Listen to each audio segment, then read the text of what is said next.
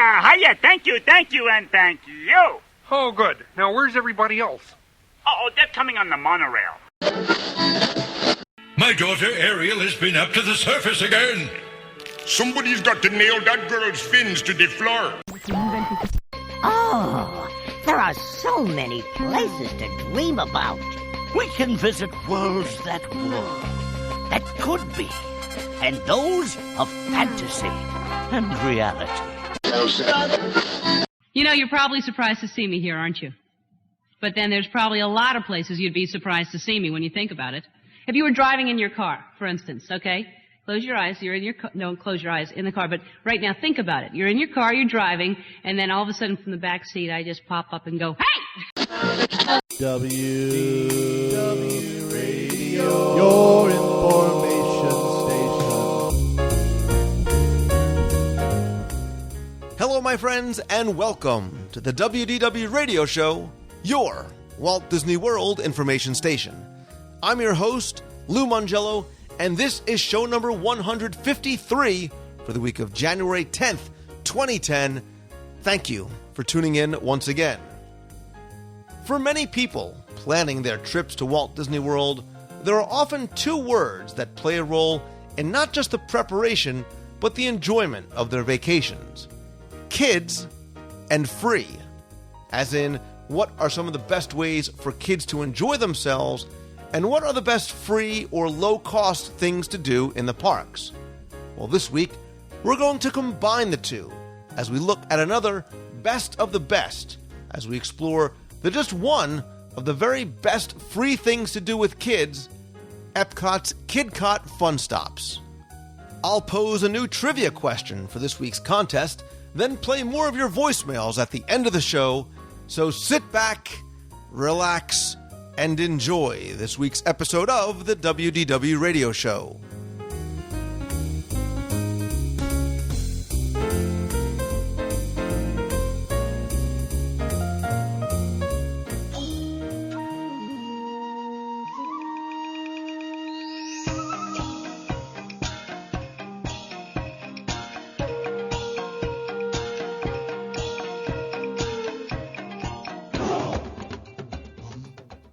We've all heard it before. There's nothing for kids to do in Epcot. World Showcase is too boring for kids because there's just nothing there for them. Lou Mongello is talking about food again. But if you're like me, you either wince and or smile when you hear that there's nothing for kids to do in Epcot, because I think your mind probably races to all of the incredible opportunities and hidden treasures that await families in Epcot. And if you're saying that you want more than the simple character meet and greets over at the character spot in Future World, and sure, the Kim Possible World Showcase adventure is great for tweens and teens and some adults who are kids at heart, I raise my hand, then you may be forgetting about one of Walt Disney World's not so hidden treasures, but what I think is the best of the best things to do with young kids in Epcot. And those are the KidCot Fun Stops. And I'm not alone in that feeling. In fact, Chuck Lionberger, the Disney daddy, is here because he agrees to take a look at the KidCot Fun Stops with me. Chuck, welcome back. Lou, it's great to be back. It's great. Yeah, the KidCot stops are a lot of fun, and yes, they're great for younger kids. But I'll tell you what, they're sometimes fun for adults too. Trust me, we're going to get into that because I took my kids to KidCot Fun Stops not too long ago, and I think a lot of people feel the same way about these. You know, they're out there. I think a lot of people don't know about them. We actually just highlighted the KidCot Fun Stops in the latest issue of Celebrations magazine.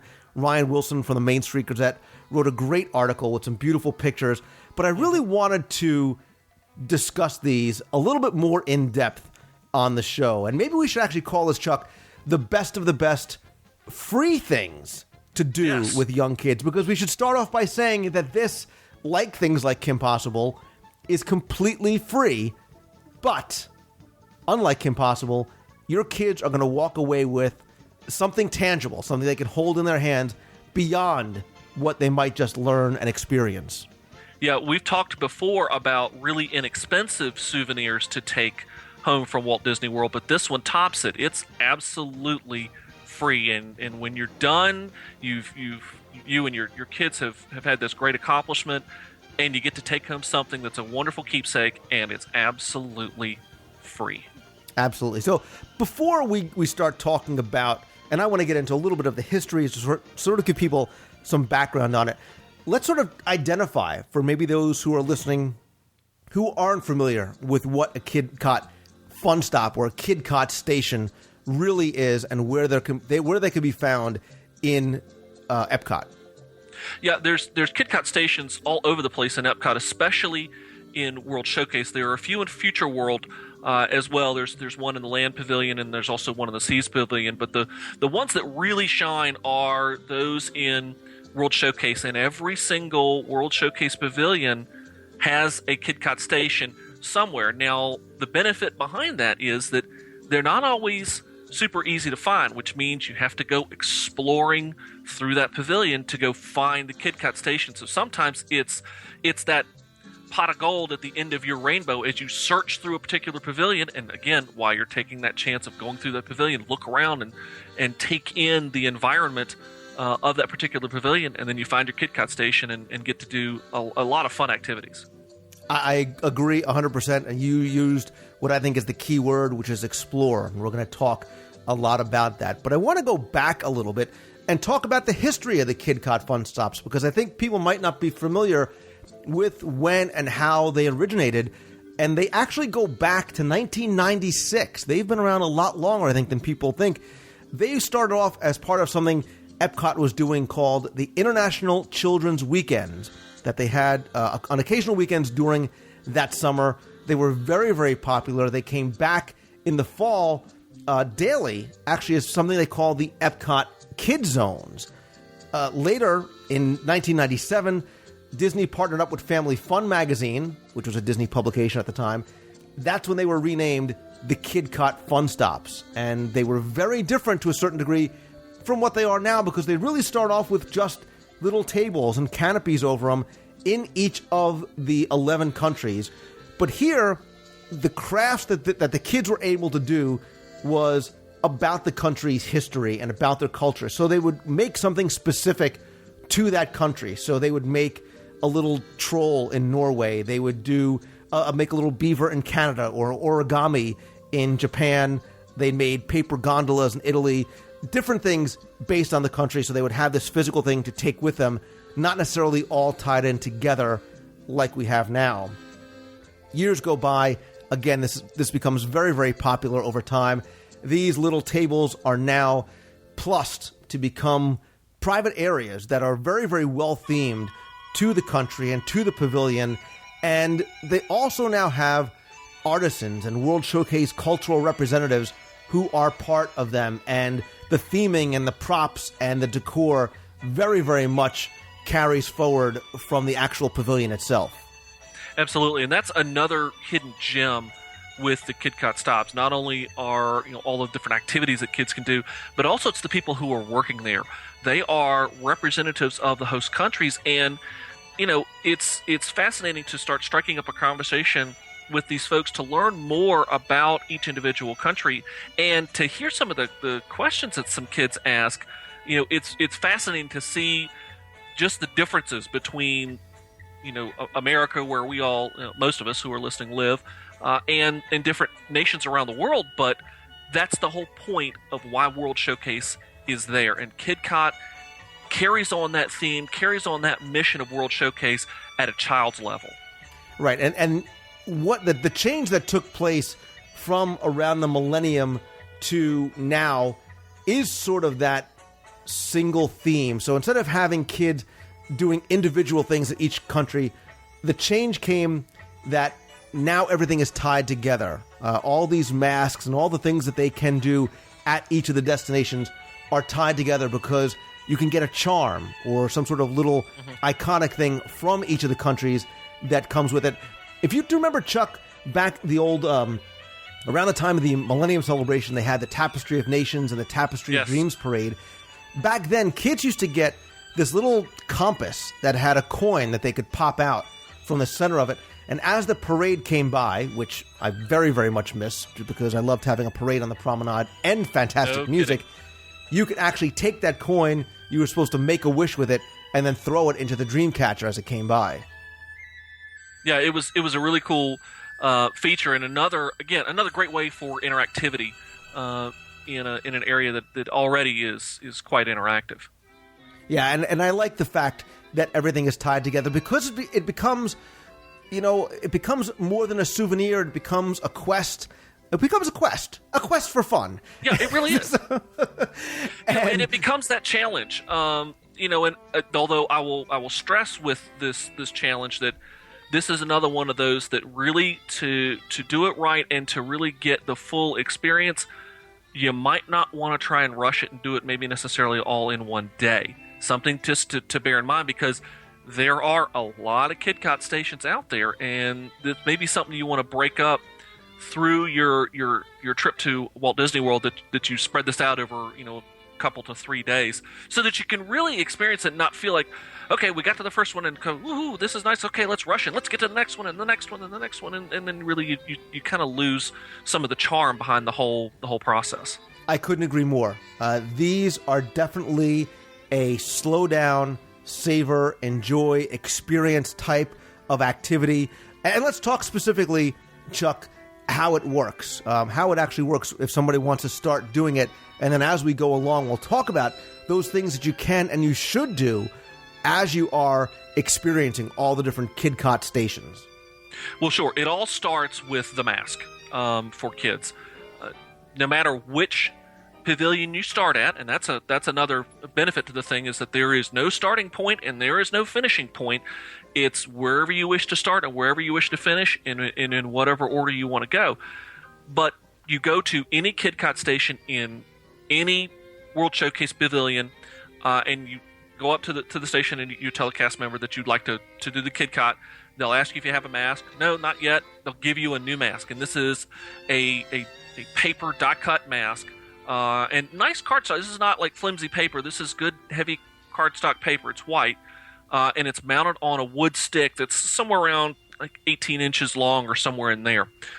At each KidCot station, there are Sharpies, and I guess this is a good point to mention the fact that at least currently, the KidCot stations are sponsored by Sharpie, so the kids are with Sharpies, and those are permanent markers. So a quick parent note. Be watching for fingers that might get a little Sharpied up real quick, and again, opportunities maybe for a little bit of clothes to get some Sharpie marks on them. So just kind of keep an eye out there. But then they'll get the chance to start decorating their mask at the first pavilion. They'll put a stamp on the actual stick, and then as you talked about that piece of artwork, that charm, it's another piece of die-cut paper that they will clip to a hole in the mask, and that you can carry around, and it's literally like different feathers in the cap, as it were. And as you go around, you can do additional artwork on your mask. Different pavilions and will do different extra things to your mask, and we'll talk about them as we go around, and you'll get additional stamps until you wrap it all up. Yeah, and like you said, what I like is that there is no starting point, there is no ending point, there is no time limitation. The kids can do whatever it is they want, how to and with their mask. And I love the reward of getting that die-cut charm or symbol or whatever it is from that country that they get to add on to it. And they get that sense of accomplishment that, okay, I've done it, I've gotten my stamp, I've gotten my symbol, while they're there.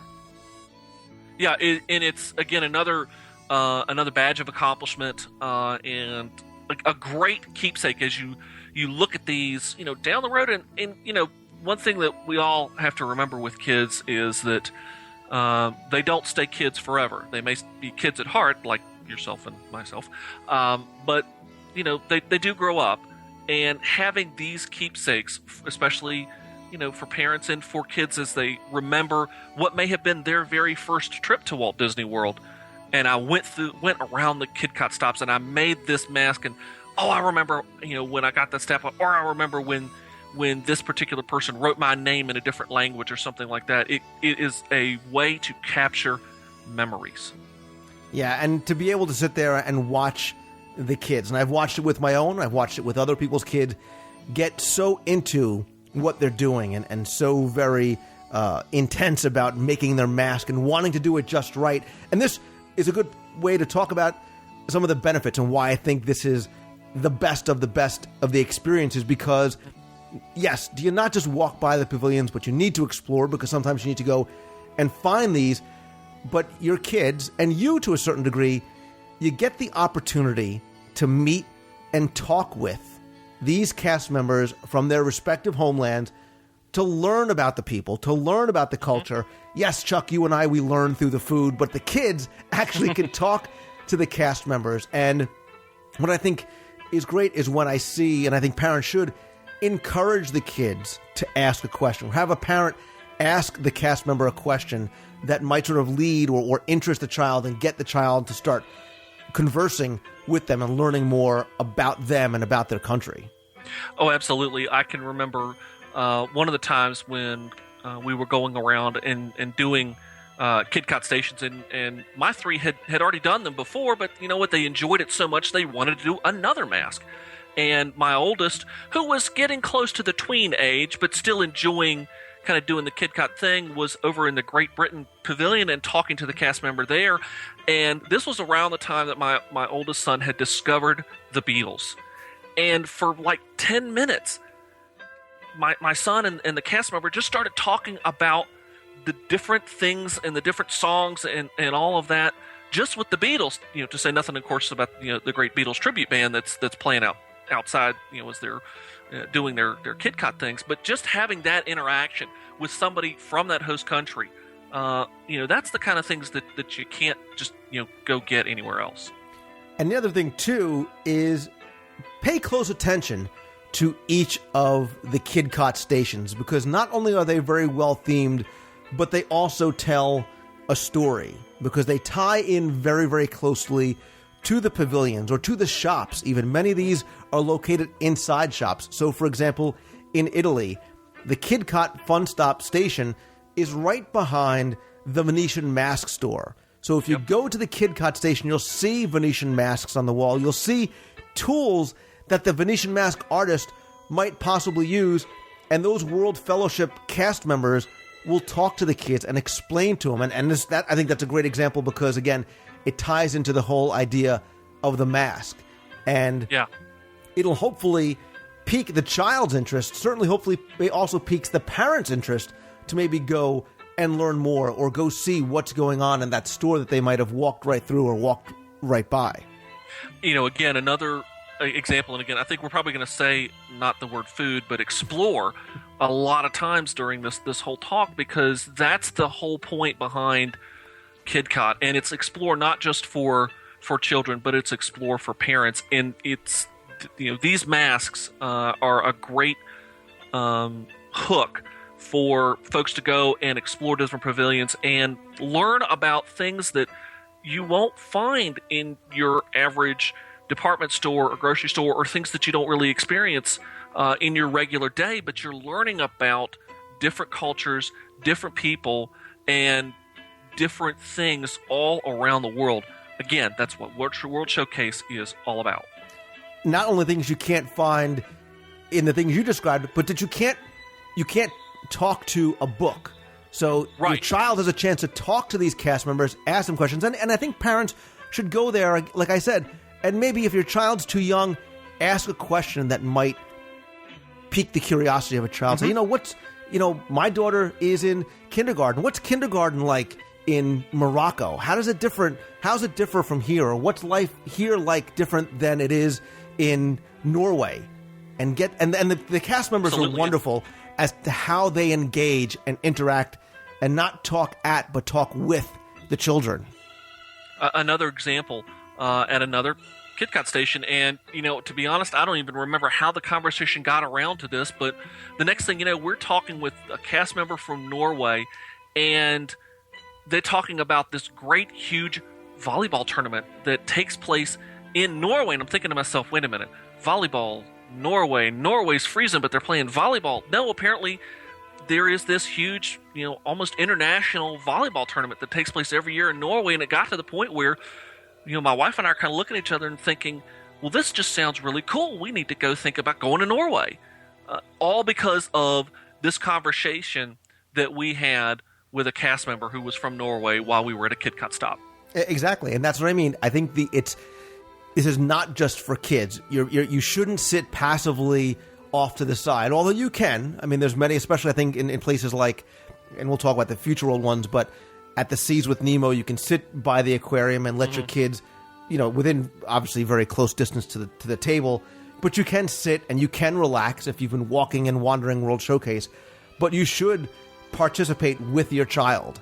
Let them make the mask, but participate with them. And I think that's a huge benefit. Because these are often not very crowded, too. You're not going to sit there and wait on a long line to do these. Yeah, again, one of the things that sets Walt Disney World apart from other places is this idea of something that families can do together. And, get in there with your child. Draw one. You know what? Moms, dads, make a mask for yourself. I did one. You know what? It was a ton of fun just to make a mask for yourself and draw different things on there and try and even emulate different designs that you see around the stores in little segments of your mask. So it's a lot of fun. And I think there's a huge educational benefit and opportunity here as well. And again, you scale this depending on the age of your child, but they can learn about the country. They can learn about life overseas. And what I think you can do, or maybe you should do, is if you really want to get an educational benefit out of this, and if you're taking your kids out of school, this is a great way to justify it, is work in some sort of educational aspect of it. Have the kids learn how to say hello or goodbye in each of the country's language ahead of time, or have your kids get a question for each of the representatives before they leave the house. So when they get there, they can ask and fill it into a book or get an autograph, a signature from each one of the different cast members, or ask the cast member, can you tell me how to say hello or goodbye? So they walk out with something beyond the tangible thing, but they walk out with education as well. And not only that, and again, we'll kind of start going around World Showcase here, but at some of them, they're even going to get some of that educational learning because, for instance, and we'll jump over to the China Pavilion for a second, they'll actually see a cast member write their name in Chinese. Mm-hmm. So they're learning now just the whole concept. And remember, we're talking a lot about younger children. This is the preschool up to 3rd, 4th, 5th grade, somewhere in the elementary age. That's the whole concept of just learning about different cultures and being exposed to different ways of things being done, and to see their name written in an entirely different language, not languages that use the same characters that we see in English, but totally different characters. That'll in among itself is incredibly educational for kids. So let's go around World Showcase, as it were. Let's go in a clockwise direction. Briefly touch on each of the different pavilions, maybe, and what people can find inside. And we'll start off in Mexico. And if you go to inside the pyramid, inside the pavilion, it's as soon as you get inside, it's right near Animales Fantásticos. You'll see right in the front of the pavilion before you go down into the Plaza de los Amigos. And here, and I love this one as well too, because I think this almost serves for kids as like a pre-show to when they walk into the gallery and then when they walk into the plaza and are, if it's their first time, blown away by how cool that plaza looks and how it's always night on the inside. Yeah, I always love going into the Mexico pavilion because it just is beautiful, and it's a great way to, you really get the sense of stepping into a whole nother country and a whole nother world. And in Mexico, obviously we're dealing with Spanish, and so kids have the opportunity to get a saying written on their mask in Spanish, and a number of different things. Cast members write little messages to them, different things like that, and they do it again in Spanish. Absolutely, and it's a great. And we won't. I was going to tell you the different charms that you'll get, but I almost don't want to spoil it for everybody. I want them to, when they go there, see what they're going to get from each of the different pavilions. But the one thing that I love too is that we talked about the stamps before. You get a stamp, and all of them are Mickey, but each one is themed to that country. So Mickey, for example, in Mexico is going to be wearing a sombrero, and I think it's a neat little touch. I think the kids would like that. Obviously, next is Norway. That is right inside, actually, the Puffin's Roost shop behind the church on the left-hand side of the pavilion. Yeah, and another fun one. Again, this is one, as I talked about before. I think I enjoyed talking to the Norwegian cast members more than I think I talked to anybody else across World Showcase, just because, for a lot of us here in America, Norway really is kind of a country we don't hear a lot about. We do hear things about China, especially since the last Olympics, and we don't hear a whole lot about Norway. And having the opportunity to talk to cast members from Norway was just a tremendous fun. And of course, at Norway, the troll is kind of the central figure there, so you're going to see some things associated with that. Yeah, and there are, speaking of trolls, there are different kinds of games and things that you could do at Norway about trolls, and you can really, Chuck, you can spend a lot of time with these pavilions, not necessarily shopping, not necessarily, forgive me, eating, or going to the attraction, as it were, like Maelstrom, but doing things in and around the pavilion really to help you have fun and learn at the same time. Yeah, and again, another way to, as we said, explore that particular pavilion, and then of course, as we move next on into China, as I talked about before, you get the opportunity to have your name written in Chinese, and then also they look up your Chinese zodiac sign, and a lot of the Chinese zodiac is kind of a little bit different. Of course, than what we know as the common zodiac. So you learn what your sign is in the Chinese zodiac. And this is why this is one of my favorite pavilions for KidCot, because in addition to learning about China and getting a sense of what the culture is like, and I think the pavilion does a very good job of that. When the kids get this extra symbol, chances are they have no idea, first of all, what the Chinese zodiac is. So that right there is their first question, to learn a little about it, find out what their symbol is, and that I think is fun for them too. I'm from the year of the monkey, I'm from the year of the rat or the rooster or whatever it might be. Yeah, and unfortunately for me, my son never fails to mention that he is from the year of the dragon while I'm the year of the dog. So, yeah.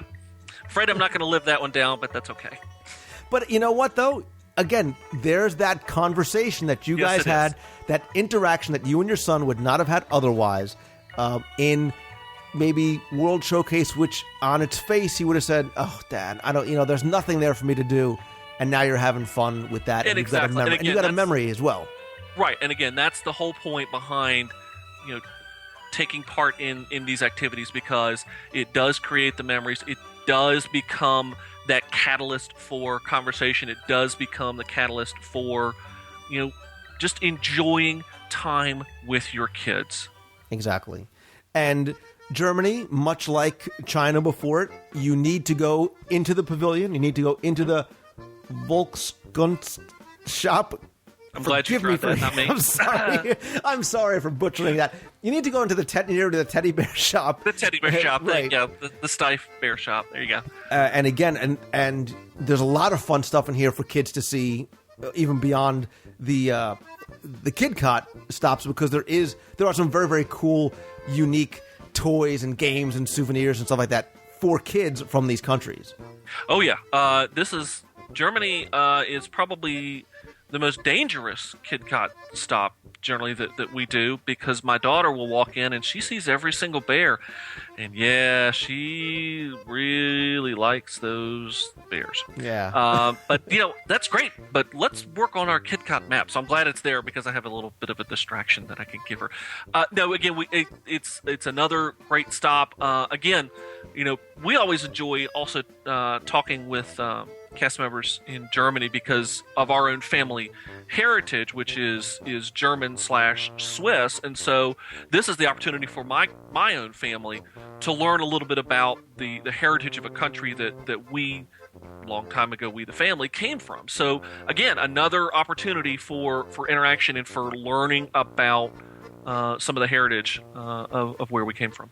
And Chuck, I really think that you should go and sit with your family, probably over at Summerfest, and have, maybe a Frankfurter or some pretzel bread or... Oh, yeah. Sorry, I had to incorporate food in here. Because Yeah, by now you're probably hungry. You're 4 kiosks in, you're hungry, I'm sure. Exactly. And again, I think it's another time, just another reminder of the fact of it's best if, much like the Kim Possible World Showcase Adventure, a whole other topic for a whole other day, but best when experienced, taking your time. Right. Not something to rush through. So don't be afraid or don't feel like you haven't done it right. If you only get to, say, 4 or 5 pavilions in one day, that's okay, even less. Take your time with it because the more time you take with it, the more you're actually going to enjoy this. And it's really become more of a real cherished memory. Yeah, this is not a race. I mean, you can do this over a couple of days, especially if you have young kids and they want to sort of, or they want to break it up a little bit. But moving over to Italy, one of my favorite pavilions, I know that I'm partial to this one, but this is the one that I think ties in so very well with the Venetian mask shop. And again, not too long ago, I had Giorgio, one of the true masters of the craft, who makes these incredibly detailed Venetian masks. The symbol and the sort of the charm that you get here is a Venetian mask that kids can make on their own. Right. And it does encourage you and the parents to go inside, because I hear so often, especially after I posted the video, how many people never knew that Giorgio and the Venetian mask shop was in this part of Italy on the right-hand side before you get to the statue in the plaza.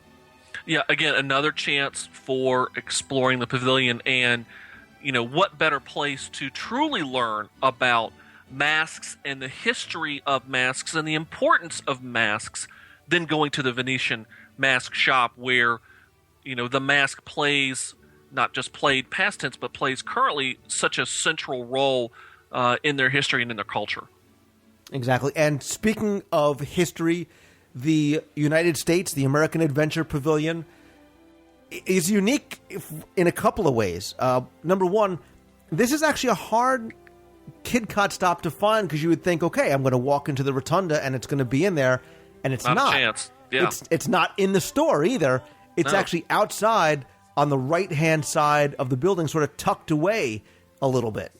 Yeah, this is one that surprisingly, we were kind of roaming around in front of the American Adventures Pavilion and kind of going, okay, where is it? It's on the map here. It says it's here, and we happen to kind of tuck around to the side. And, oh, there it is, kind of way back. So you have to look for this one a little bit. But another great place that, again, you can have a chance to talk with some folks there. And again, for myself, being from Virginia, Virginia has a very rich history when it comes to its connection with American history, Jamestown, Williamsburg, all of that. So having the chance for kids to talk about colonial America and much of it being Virginia history, which again goes back to education.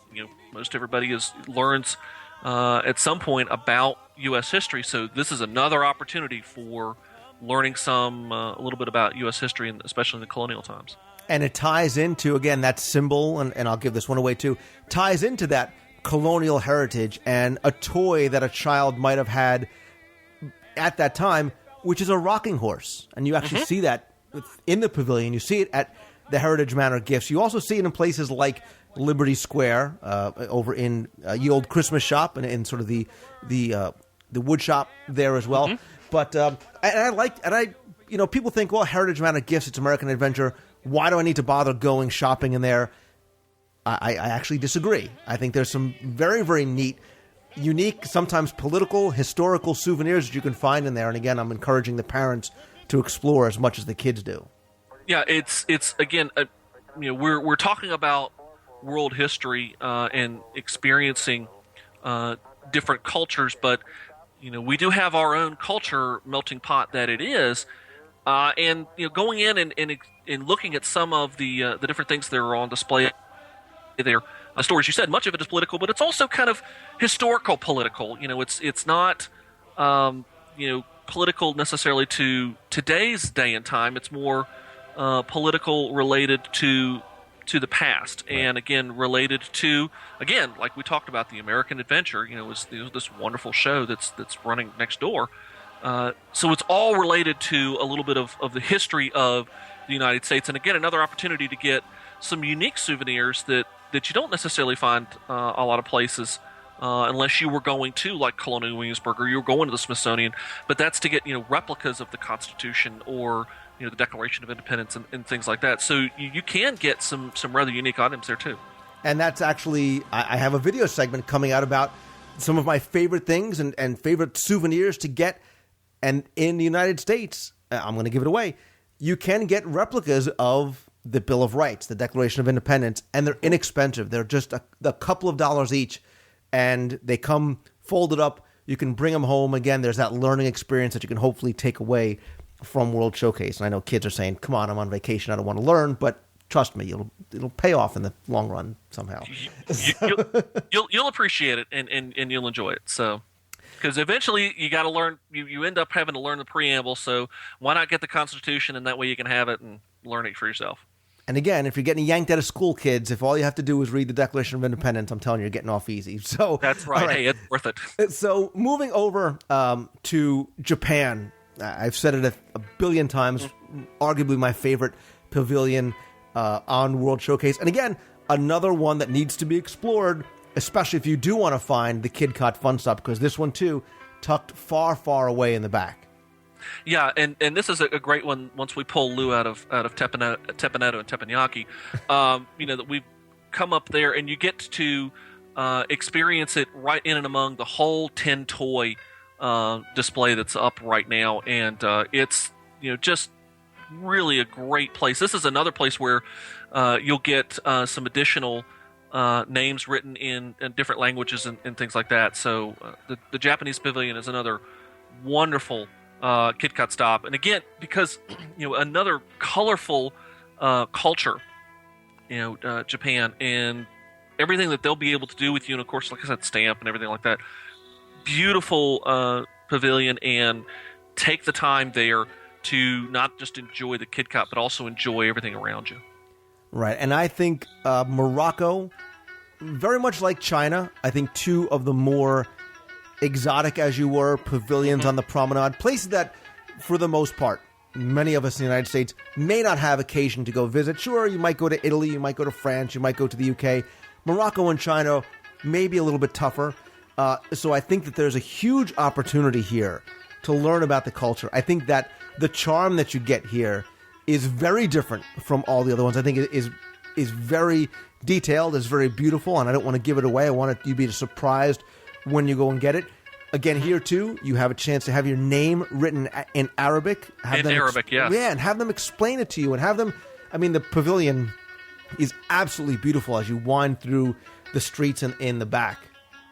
I mean, the pavilion itself is, a hidden treasure, just in everything that you can find in that pavilion. And again, kind of like Norway, it shows a land and it shows a culture that most Americans really have very little understanding about, and so it's an absolute gem of an opportunity to be able to go in there and see and experience, and again, the way that pavilion is laid out, it's almost like total immersion, to get a chance to kind of learn about the particular culture. And again, another place to talk to people and learn about a culture that is somewhat different from the United States. And again, too, I think this is one of those pavilions that you can and should spend a long time. It's very deceptive from the front because those streets in the back that seem to wind through the archways and the shops are so very well done. There's so much you can explore in there, made up of all these little shops in there. And again, you want to talk about bringing home unique souvenirs. I think Morocco is a great place for that and a great opportunity to learn. Moving over to France, this KidCot stop is inside the Souvenir de France shop, which is in the back of the pavilion, sort of on the left-hand side. Sure, you might have to pass by and pick up an eclair or Napoleon on the way, just to, replenish the sugar. Yeah, of course, Lou. I mean, naturally, we've been working, our way around World Showcase, and you do have to have a little bit of a refreshment as you go. So, once again we pull Lou out of that. Another great example, again, like we said before, talk about exploring, and the France Pavilion is another beautiful pavilion as you walk and you see the replica of the Eiffel Tower there.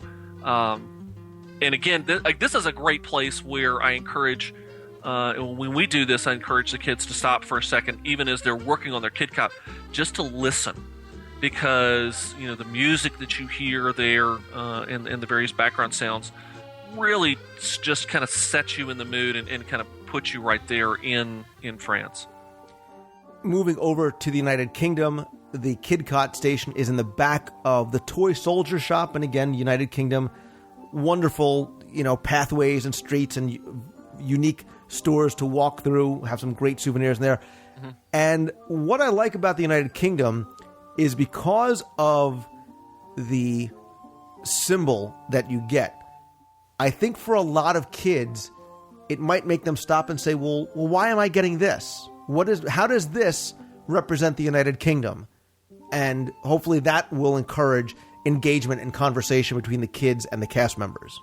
Yeah, we'll let you guys, as you get it, we'll let you talk about it, and so we're not going to spoil the surprise. One tip that I'll give about this particular KidCot stop, it is there sort of back behind the toy shop. It is very close to the Winnie the Pooh meet and greet, and sometimes also the Mary Poppins meet and greet. So this is one where you may, especially if it's a busier time of year, may experience a little bit more traffic than some of the other KidCots. So something just to bear in mind. That doesn't mean skip it by any means. It's a wonderful KidCot stop and an absolute must to stop at. But there may be a little bit of activity going on around in that particular KidCot place. Good tip. And finally, obviously, there's Canada. Here you need to go towards where Le Cellier is. You need to go down deep into the pavilion, passing by the Bouchard Gardens, the Victoria Gardens there. You'll be right where the entrance to O Canada is. Again, if you should enjoy the beautiful gardens, which, by the way, are themed by the season, hopefully go see O Canada, which I think many people walk by because they don't think that it exists. I think they walk up to the second level of Canada, not realizing that beyond the gardens there is an attraction down there. Yeah, and another fun one, and this is sort of a kind of an outdoorsy one as well, which again very well with the theming of Canada, which is very much an outdoorsy style theme. And this is one of those fun ones where we had the chance to talk with cast members to realize, interestingly enough, not how different Canada is, but how similar it is to the United States, where, and again, we're talking about younger children, that yes, this is a country that borders us to the north, but really it's kind of, the Canadians are much like our brothers and sisters, because they're very similar to Americans in so many different ways. In fact, as one of my children, who asked this question, they kind of stopped and looked, and as they were talking, saying, "Are you really from Canada? You don't sound like you're from Canada." And like, well, yeah, actually we are from Canada. So another fun one as well. Yeah, and if you've followed the path and you've hit pavilion by pavilion, if you've reached Canada and hit all 11, you are now left with this beautiful, unique souvenir that is solely your child's. There is no other souvenir like that anywhere. And I think that that's something very, very special. And maybe we, Chuck, as parents, might appreciate that more than the kids do. But again, they have that sense of reward that they have done them all. Absolutely. And, in fact, I've got, the masks still, hanging up on a wall in the basement, with many of our other Disney things. And it's, it's something that I treasure, and it's something that I know the kids enjoy. They still, even to this day, will talk about their mask and how much fun they had. in putting that mass together because, again, it's another opportunity to, as we've said it a million times, to explore, but also for a chance for families to have fun together, and that is all about what Walt Disney World is for. And that's where it all came from. I mean, that came from Walt himself and his desire to spend time with his children. We should say, obviously, the Kid Cot fun stops and the making of the masks, sure, parents can participate and older kids can participate, really geared for the younger set. I mean, my kids have been doing it since they were, 3, 4, and up beyond that. But if you have older kids that still want to get the experience and say, well, you know what, I'm too old, I'm too cool to be making masks and getting charms and carrying the stick around, there is a great alternative. It's not free. It's not free, but it is inexpensive. It's just about $10 or so. Somewhere in there. And it's the World Showcase Passport. And I think this is for, again, tweens, teens, and adults can all have fun getting one of these. Yeah, the Passport is a lot of fun because it's the same concept as the Kid Cot map, but at the same time very different in the fact that you get this book that very much is shaped, as it says, like a passport, and you also get a really nice big button that goes with it as well. And as you go from stop to stop, you'll get your passport stamped, just like they stamp the stick on the masks. But again, for here, you're getting it stamped. You're getting they'll literally log your date of entry, the time of entry, much like they do a regular passport. And then they also, which I think is really cool, they put little different bits of trivia in each of the different pages for different countries. So, for instance, as I'm looking at my passport here, it talks about Welcome to Canada, says birthplace of the telephone. Kind of an interesting little tidbit. I didn't even know. I kind of thought that the U.S. was the birthplace of the telephone, but as it says here, it's talking about the birthplace of the telephone. So, little things that you're going to learn as you go through. Yeah, and they will do the same kind of things. They will write a special message to you. They'll write it in their language. They'll give you an English translation. If you want them to write your name in Japanese, whatever it is, oftentimes the cast members will do it as well because they enjoy this kind of engagement. So many of the cast members, Chuck, are so passionate about their heritage and their culture and their people and want to encourage, beyond just the engagement there, maybe even encourage you to say, you know what? Maybe we should go to Japan. I mean, well, you should go anyway because you got to go see Tokyo Disney Sea. Or we should go to France. Yeah, really. Or we should. And I saw that on a recent trip in Mexico, where our server at the San Angelin, when we played this on the show, so very much was passionate about her people and passionate about her food and her culture, and made us excited about Mexico. And you get that same kind of engagement here. Again, whether you're an adult, whether you're a teen, a tween, whatever it might be. And I think you could have a lot of fun with the different passports. I know some people who get the passports and they get them stamped when they eat something from that country or they drink something from that country. And that's sort of the benchmark that they use before they can get their stamp. And there's room in the passports. In fact, at the very back, you've got 2 or 3 pages where you can write even some of your own notes. And there's room on the pages as well that, as you get it stamped. And by the way, you also get different stickers for each country. About half a dozen stickers for each particular country with different pictures. But you've got room that you can write your own notes. So that again, if you're talking about, I happen to be looking at the United Kingdom page here. As they log the date of entry and the time, you can also put, ate at the Rose and Crown, today, fantastic fish and chips. You have the chance. Talk about another way to have kind of a real-time trip report for World Showcase right in your hand, and a way to have great notes and great memories about your trip through World Showcase. Again, it's a great souvenir, and again, at $9-10, very much well worth it. Oh, absolutely well worth it. Because it's another piece of interactivity. It's not something that you experience passively while we all enjoy the different rides and attractions. Some of those are a little more passive. This, just like the Kid Cot masks, is absolutely interactive and completely unique. There will never be another passport like yours. Absolutely.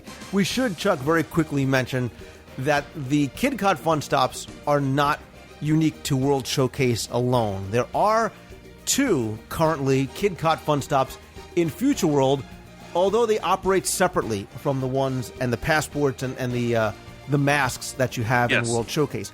There originally were, at one point there were, I believe, 4, including one over at Test Track. There currently are only 2. One exists at the Seas with Nemo and Friends. That's on the 2nd level of the pavilion. Again, you can take the elevator, the escalator up there. It's right by the tank. Parents can sit. But there's also one on the 2nd level of the land, which is just to the right, I believe, of the Garden Grill. Garden Grill restaurant, correct. These differ in 2 ways, primarily in my eyes. Number one, you don't have the stick with the mask. Instead, you have this. You're given a lanyard that has this Kid Cot Fun Stop square sort of ID tag on it with punched holes on the bottom. From there, the charms hang. But more importantly, the fun stops themselves are, I believe, more educational than the ones, at least on their face. They're more educational on their face than the ones in World Showcase, because there are these displays with pictures and graphs and maps and things like that about the seas and about the land. And again, you've got cast members from those pavilions who can interact and talk about some of these things with the kids, or you, as it were. Yeah, this is another place where, to be honest, there's a lot of learning that can go on, and we're getting away from social studies. Now we're getting into science, and that going to over, for instance, at the land pavilion, you're learning about different ways to reduce, reuse, recycle. You're learning about water systems. You're learning about different things associated with conservation. And then over at the Seas, you're learning about aquaculture, and you're learning about different marine animals. So again, a great and you're probably right, even more educational opportunity with the 2 Kid Cots there in Future World. So again, kids, it's another reason that it's okay to be pulled out of school for a few days and go to Walt Disney World. You're getting some good learning in. But it's edutainment. It really is. It is edutainment. It's not a classroom type of environment and setting. It's that interactive. Kids become fascinated when they and they walk out saying, "I'm going to be an oceanographer." I mean, I've heard that. I've heard people. Oh yeah. My daughter says, "Oh yeah, I want to be." She didn't say oceanographer, but she said, "Yeah, I want to. I want to work here. I want to do stuff with dolphins and sharks and things like that." And I've seen with my kids and other kids, they don't want to leave.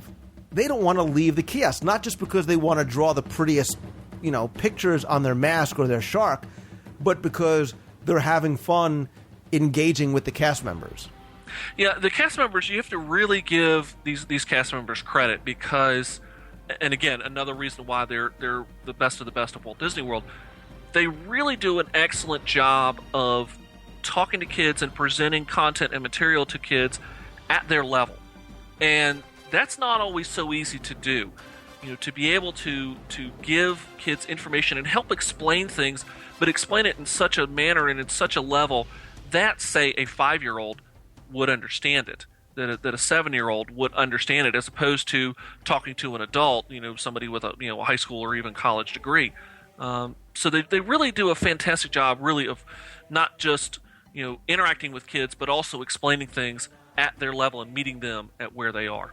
I mean, I said half-jokingly before about, education and taking your kids out of school. But look, if you are an educator, these might be ways that you can bring Disney World into the classroom or connect things to something that might be fun for them. If you are a parent that maybe you are concerned about taking your kids out of school and want to, if it makes you feel better, want to give them a little bit of education on your trip, these are great, great ways to do it. But really, Chuck, like Kim Possible, like so many other things, they really enhance the experience in Epcot, in World Showcase. Like Walt wanted, like Walt said, as you alluded to, it's a chance for families to enjoy all these things together. They can take home a souvenir. They can explore pavilions that otherwise they may have walked right by because there's not an attraction, because there's no thrill ride, whatever it is that people were looking for. And most importantly, in my eyes, it makes you slow down the pace. So many people, I find, are following their guide map or their touring thing and they're running from ride to ride and grabbing Fast Pass and going here. It's so the opposite here, and that is what I think Walt Disney World is meant to be. It is meant to be savored. It is meant to be explored. It is meant to be enjoyed, and I think this sort of helps you and your family do that. Without a doubt, this is using KidCot as another great reason. I mean, you don't have to go and do the KidCot things to explore and experience the pavilions and truly enjoy them. But I tell you what, that's another great reason and another opportunity to help kids get into the different pavilions. And as you're walking through, as you're heading to that next KidCot stop, you can, if walking through France, you can point up and talk about the Eiffel Tower, and that this is the replica of a really, really tall structure that's in Paris. I mean, look at that. Doesn't that just look amazing? Or go into Morocco and look at the fact of how the buildings in Morocco were made. Do you see buildings like that around here? And explain a little bit about that this is a whole different type of building technique, that how they made buildings and how they do make buildings in the Middle East and in North Africa. So great reasons to go through and look at each pavilion. Look up, look down, look around. You never know. You might find a hidden Mickey or two. You might catch, those penny presses that are all hidden all over the place that we've talked about in the past. Great examples to explore. I could not agree more. And I want to leave you with this. There is so much more to Walt Disney World than what you might see on your park map or in a guidebook. And sometimes you've got to take the time. These pavilions, this entire park is filled with true hidden treasures. Hopefully things like these KidCot stops or some of the other things that we talk about on the show are going to encourage your kids or encourage you to want to go and seek them out, because they are there and they will enhance your experience, I promise you. And hopefully these kind of segments will help do that for you. And Chuck, I appreciate so much you taking the time to share your personal experiences with us and come on and talk about things. You can find Chuck over at disneydaddy.blogspot.com, correct? That's the website, Disney Daddy. And we're here, check in every Tuesday for Tip Tuesday, where I talk a little bit about just different tips, tricks, ideas, things to help your experience at Walt Disney World go a little easier and a little smoother. And who knows, maybe we'll even see something from Chuck in Celebrations magazine in the future. A couple of articles already in, and so keep watching for them. So, I I have a lot of fun doing what I do, and just like Lou yourself. So, we're all kids at heart, and so, some people ask me, what did I decide when I first wanted to grow up? I said, wait a minute, I haven't decided to grow up yet. So Exactly. So, well, great. Thank you so much. Remember, everybody, there is more to explore at Walt Disney World. Chuck, thanks again, buddy. Anytime. And we're supposed to have these new outros. You've been giving Becky a hard time about outros, so here's mine. Remember that Walt said, if you can dream it, you can do it. So always keep on dreaming. Love it.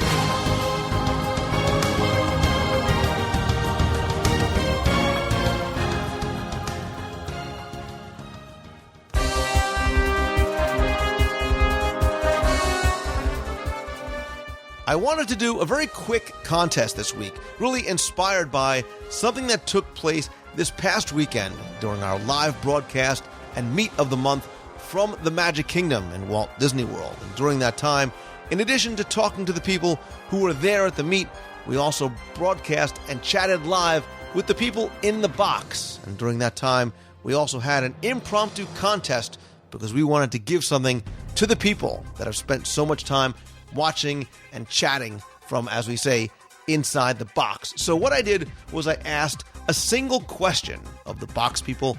They had a chance to respond, and I thought what I would do is give you all that same question and that same chance to win a prize. So what I'm going to do is ask one simple question, really kind of has 4 parts to it.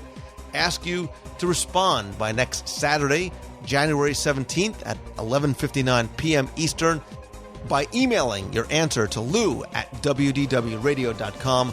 I'll draw one winner from all the correct entries, and they will win not only all 3 audio guides to Walt Disney World on CD, I'll also include a couple of other goodies in the box, and you also get a choice of either one of the limited edition WDW Radio embroidered baseball hats or something from the mystery prize closet. Last time I did that, it was a $25 iTunes gift card. This time it could be a DVD, it could be who knows what. Bunch of prizes in there. Give that away with it as well.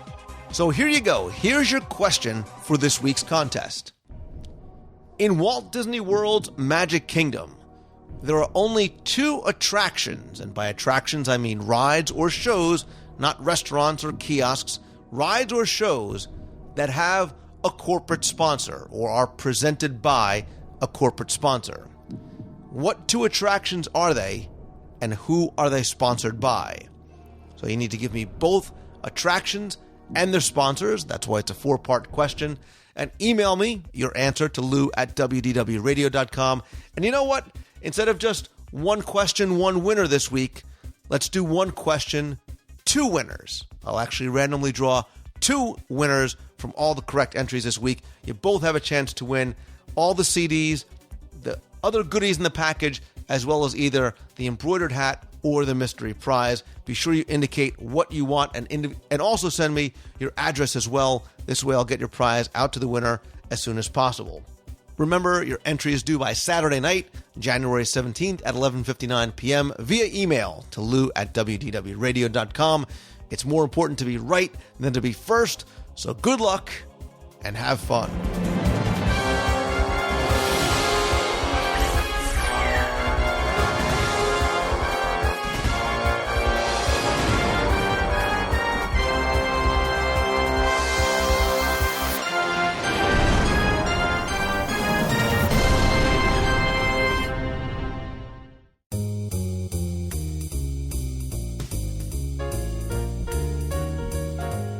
That's going to do it for this week's show. Sorry again for no news or rumors in just one segment this week. Again, there have been some things which have been compromising my ability to produce and record the show as normal. I promise to get back to the normal segments and schedule as soon as possible. Big thanks go out to my guest, Chuck Lionberger, the Disney Daddy. You can find his blog over at disneydaddy.blogspot.com. Also, huge thanks go out to everybody who joined me at the Meet of the Month and Inside the Box Live when we broadcast this past Saturday from Walt Disney World. I'm definitely going to talk about this more on the show, but I do want to say thank you again for taking the time out of your day or out of your vacation to come by, brave the cold, and then find your way into the expo hall. This was the first time we've ever done anything like that. It was a great time had by all. Thanks also to Disney for all their help in coordinating that with me, and to everybody that I got to see in Walt Disney World last weekend, old friends and new faces. Thank you so much for all of the smiles, the handshakes, and the hugs. I really enjoyed seeing and meeting so many new people this weekend. Don't forget, if you have any questions you want answered on the air, email me at lou@wdwradio.com, or if you want to be heard on the air, you can call the toll-free voicemail line at 888-703-2171. Be sure to head on over to WDWradio.com, sign up for our free newsletter. I'm going to be launching an all-new newsletter this year with information, articles, links, exclusive special offers, and lots more. Again, you'll find the box right on the homepage. That, again, is just the first of many new things that I'm really excited about and that I'm planning for and that I'm going to announce over the next few weeks or months. Definitely stay tuned to the show and the site for new things coming in 2010. Don't forget also, come join our fun, friendly, very welcoming forums over at wdwradio.com/forums. Follow me over on Twitter, join the WDW Radio Show fan page on Facebook, and friend me up over there as well. Look for another WDW Radio Live coming soon. And to subscribe, order back issues, or contribute to Celebrations Magazine, visit celebrationspress.com. Thanks as always to my partners and sponsors, including Mouse Fan Travel, All-Star Vacation Homes, and dvcbyresale.com. You can find links and more information about all those sites right at the website at wdwradio.com. As always, my friends, if you like the show, all I ask is that you please help spread the word. Let others know about it. Review the show on iTunes. Come say hi on Facebook. Come join in the conversation over in the forums. And of course, thank you for taking the time to tune in this and every week. It means so much to me. So until next time, remember, always keep moving forward. Have a great week, everybody. See ya. Hello, Mr. Mangello. Hello, Mr. Mangello. This is Gianna. I'm gonna watch. Love you. Bye. Hi, Lou. This is Lauren from East Brunswick, New Jersey. And I was listening to a few of the shows. I was behind in shows for a couple of weeks. And you did a show on holiday moments around Walt Disney World and briefly mentioned good proposals that would happen around the holidays in Disney World. And I actually have a good proposal story to share with you. Actually, my best friend, she moved to Florida about a year and a half ago and began working in Disney in the entertainment department. And she met her boyfriend. They fell in love. And she was going to head home for the week leading up to Christmas this year. And before she went, all of her other friends who worked at Disney World wanted to go out to celebrate Christmas. So she planned this huge goings out. It was going to be on a Wednesday night after they all got out of work. And they decided to go to the Osborne Spectacle of Lights at the studios. And they all get there and they all scatter. They go off in so many different directions. And she gets really angry because she planned this whole big event and everybody ran off and nobody's looking at the lights. So finally everybody comes back. And I guess as cast members, they got a free 5x7 photo from PhotoPass. So they decided to take a group photo. They all get in line for the group photo, and they take the picture. And then they decide, okay, now it's couple's turn. So her and her boyfriend went first. And he starts kissing her, and then he gets down on one knee and proposes to her completely out of the blue in front of a giant lit-up house on New York Street. And she was completely stunned. And then all of her friends came at her, and they brought her the bride and groom Mickey ears and we're engaged buttons, and it was a huge celebration for all of her Disney family and her boyfriend and her fiance and her. And it turns out that when all her friends had scattered, they went off to organize the PhotoPass photographer and to buy the mouse ears and to get the button. And she is so happy. She met her boyfriend in Disney World. They got engaged in Disney World, and she's as happy as a clam. And I thought that was a good, successful engagement story to share with you. So I hope you had a wonderful holiday and a good New Year, and I will speak to you soon. Bye. Happy Monday, Mr. Mangello. This is Kelly Zanauskas. Just wanted to let you know I just finished listening to the latest podcast where you and Tim went over your top 10 list of the special effects used in Disney World. Very much enjoyed listening to that. I do have to agree, though, with the closing statement that I think you made was that part of the magic, as intriguing as all of it is, part of the magic is not knowing how they do it. So I'm glad that you guys don't divulge all the little secrets that they have. So hope you had a very Merry Christmas, and I hope you are so far enjoying a wonderful 2010. And I look forward to more podcasts. Take care, Lou. Thanks. Bye. Hey, Lou. It's Vicki and Dean Davis. We met at D23. Dean was the rocket scientist in the electric wheelchair. We are here in Epcot for day 1 of 7 days and having a wonderful time, but freezing, wishing we had some sunny California weather here. But love your show. You do a great job, and we'll talk to you later. Bye. Hey, Lou. This is Mary Jo Collins calling you from the finish line at the Walt Disney World Marathon. And you asked for some podcast gold, so I thought I'd try to deliver. This has been such an emotional and obviously physical day, and I'm just so excited, and I want to thank you for all your support and all the friends that are here cheering us on. It's just been such a great day, and anyway, thank you so much, and just wanted to tell you that I did finish the Goofy Challenge, 39.3 miles in 2 days. See ya. Just keep swimming, stay awake now, everything will be